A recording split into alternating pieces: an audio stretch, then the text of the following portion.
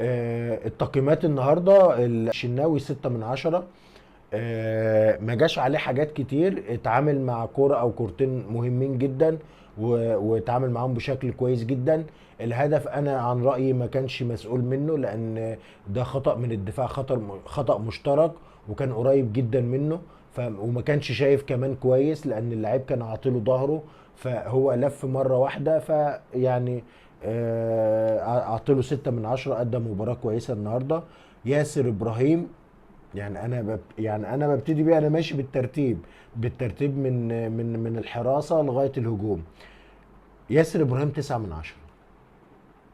برافو ياسر، برافو ياسر، برافو ياسر. كل جمهور النادي الاهلي بيحبك. فرق كبير ما بين ياسر وناس تانية.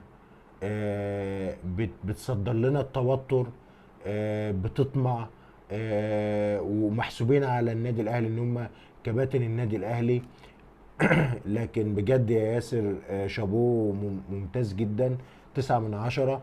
مصطفى العش كان عامل مباراة كويسة جدا على فكرة. مصطفى العش يا جماعة مصطفى العش بيجي منه جامد قوي. يعني مصطفى العش هيبقى ان شاء الله باذن الله صفقة مهمة جدا لو الاهلي قدر يخلص مع زد، او سواء سنة كمان اعارة، او بيع نهائي ان شاء الله.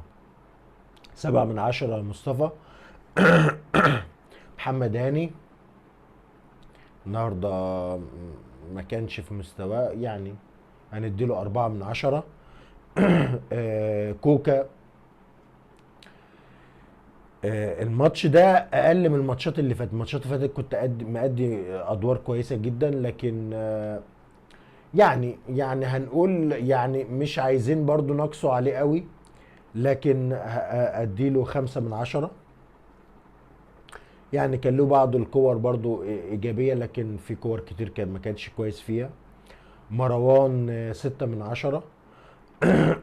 اكرم برضو ما كانش ظاهر النهارده بشكل قوي. بالحق مروان، بص يا مروان، اتمرن كتير على الشوط، لان انت بتفضي لنفسك مساحه كويسه، ان انت بتعرف تشوط، ان انت تقدر تشوط لكن ما بتعرفش تشوط. فانت عايز تمرين كويس جدا، ركز كويس جدا يا مروان.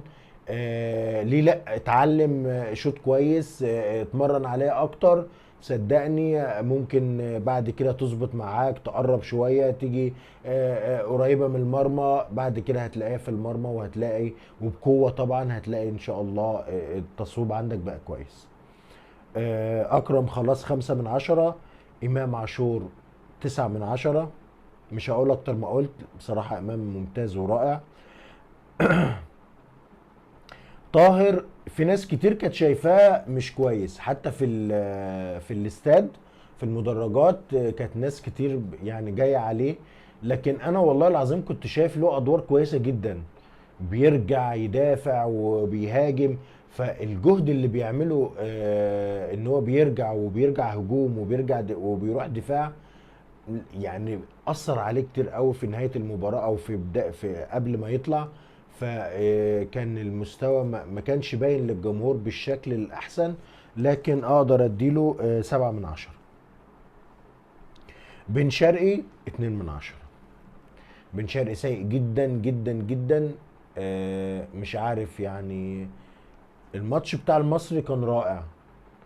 ماتش سيراميكا يعني ما كانش المستوى المطلوب قوي منه. يعني كان رغم ان هو جاب جون، لكن يعني ما عملش حاجه.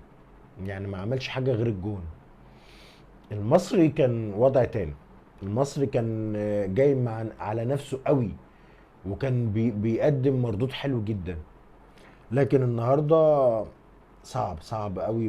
ما فيش رجوع بشكل قوي. ما فيش حد، عارفين ان هو بيدافعش، لكن حتى الهجوم بتفقد منه كتير. جراديشار 4/10. في كورة ضيعها كان اتعملت له زي بتاعت ياسر كده، اتعملت له برضو، ما كانش موفق النهاردة. ما كانش في مستواه، رغم ان دي كانت فرصة كويسة جدا ان هو اشترك في الشوط الاول في الاساسيين. كان المفروض يثبت نفسه، علشان دايما وسام هو اللي بيشترك اساسي. فللاسف ما قدرش ان هو يتمسك بالفرصة اكتر من كده النهارده. وسام ابو علي 8/10. الجون اللي انت جبته هو اللي فرق معاك، لكن طول الشوط الثاني كان المستوى مش هو ده وسام اللي بيتحرك واللي بيعمل. لكن احنا كان مطلوب مننا الهداف اللي بيجيب اهداف، فبالتالي يعني هنقول ما فيش مشكلة. لكن بعد كده عايزين ان شاء الله، ما تيجي الماتش الجاي اكيد هتبدأ اساسي، فان شاء الله يبقى يعني المردود اقوى من كده يا وسام. قفشه، اوعى يجي لك قفشه. قفشه حكايه، يعني بجد لازم يعني كابتن عماد النحاس يعيد النظر فيه من تاني، لان قفشه بجد بينزل يغير مجريات المباراه، بيمسك الكوره، بيقدر يعني يوزع بشكل جميل جدا، بيوصلك بسهوله جدا للمرمى. فقفشه لا غنى عنه، اتمنى ان هو ياخد فرصته في المباراه اللي جايه، فرصه اكبر من كده. السوليه يعني السوليه متميز في الشوط اكتر، يعني السوليه بيشوط كويس، لكن عشان عامل السن ما عادش بيتحرك زي زمان. فيعني السوليه 5/10، ما اداش بالشكل قوي. الشحات للاسف كان مش موجود النهارده خالص. 4/10، وحتى جاله كرة انت عايز تترمى وتجيب ضربة جزاء، انا كنت مصورها برضو، وكانت الناس قاعدة تقول ضربة جزاء ضربة جزاء، قلت لهم يا جماعة ماهيش ضربة جزاء، وقمت مقرب الكاميرا ووريتهم الكورة ماهيش ضربة جزاء، وبرضو بتاعت قفشة ماهيش ضربة جزاء. ف4/10 للشحات. معلول، انت لوحدك، يعني احنا كأهلاوية هنديك 10/10 لغاية ما تبطل كورة. قد ايه بنحبك يا علي، وقد ايه بنتمنى بجد ان انت تكون موجود، بنتمنى ان انت تكمل مع الاهلي. الموقف صعب جدا، لكن هننتظر ان شاء الله خلال الاسبوع ده هنشوف اتحاد الكورة هيقرر ايه في اللعيبة الاجانب. نتمنى ان هو يرفع عدد اللعيبة الاجانب، ويكون علي معلول معانا في كاس العالم ان شاء الله. علي معلول 6/10 يا علي، أديت مباراة جميلة وما تزعلش. الموقف اللي حصل من النحاس والله عمره ما يقصده أبدا، أكيد هو قاعد معاه بعد المباراة وفهمه. الموقف كان صعب جدا، وفي توتر جامد جامد جدا على عماد النحاس، فبنعذره بجد.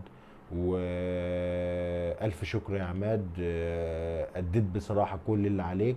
كمل بس ان شاء الله، لو انت اللي هتمسك الفريق في مباراة فاركو كمل، وبنفس اسلوبك وبنفس طريقتك. وعايزين المباراة دي بقى مهرجان اهداف، عايزين اللعب الهجومي الحلو برضو، تأمن الدفاع كويس، لكن عايزين نفرح بالدوري فرحة عارمة، فرحة ما حصلتش قبل كده. فان شاء الله باذن الله، ان شاء الله يوم 28 الدوري في الجزيره رسمي باذن الله باذن الله باذن الله.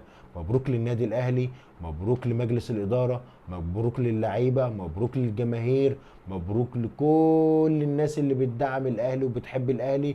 خليكوا ورا الاهلي، ابعدوا عن اي حاجه في العشر ايام دول. انسى اي خلاف، انسى اي صدمات، انسى اي قرارات اتخذت ومردودها ايه على الجماهير.